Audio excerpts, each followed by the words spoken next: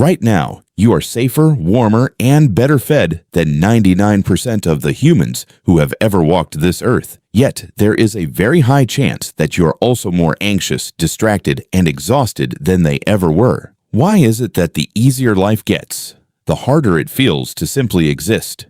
For 300,000 years, your ancestors woke up every morning with a single, brutal mission: do not die. They chased down food, fled from predators, and fought the elements just to see the next sunrise. Their brains were meticulously wired for friction, scarcity, and constant physical effort. But in the last blink of an eye, we eliminated almost all of that friction. Today, you can get calories delivered to your door with a single thumb swipe, regulate your temperature with a dial, and escape reality with a screen. We built a world that our ancestors would view as a literal paradise. But biology doesn't care about progress. To understand why this happens, we have to look at a chemical in your brain that you've probably been misusing: dopamine. Most people think dopamine is the reward you get after you achieve something, but it's not. Dopamine is the molecule of anticipation. It is the chemical of the chase. When an ancient human tracked an animal for miles through a brutal winter, dopamine was the fuel keeping their legs moving.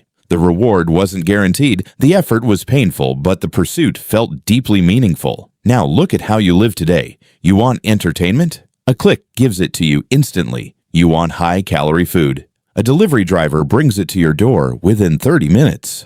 You want social validation? You refresh a feed and watch numbers go up. When your brain receives massive rewards with zero effort, the system breaks. Your brain tries to balance itself out by down-regulating your dopamine receptors. In a world of infinite, effortless pleasure, your baseline for joy plummets to near zero. If you want to see what happens when a species is given everything it wants with zero effort, we don't have to guess. In the 1960s, a scientist named John Calhoun built a literal utopia for mice. He called it Universe 25. The mice had unlimited food, infinite water, abundant nesting material, and zero predators. There was no disease, no harsh weather, and no struggle. It was a world of total, absolute comfort. At first, the population exploded, but then something terrifying happened. The mice stopped fighting for territory, they stopped socializing, and they stopped breeding. A new faction emerged that researchers called the Beautiful Ones. These mice spent all their time eating, sleeping, and grooming themselves. They were physically flawless, but their minds were completely vacant. They had lost the capacity to handle any form of friction within a few generations despite having every physical need met.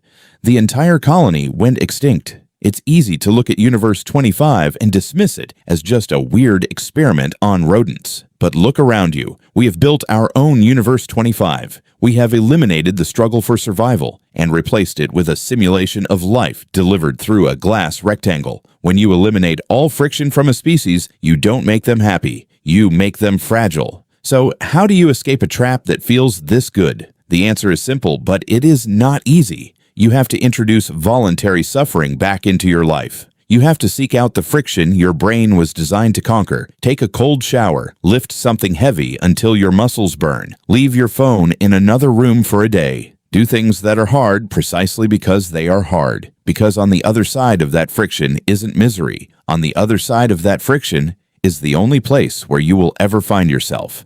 Turn off the switch. Face the dark.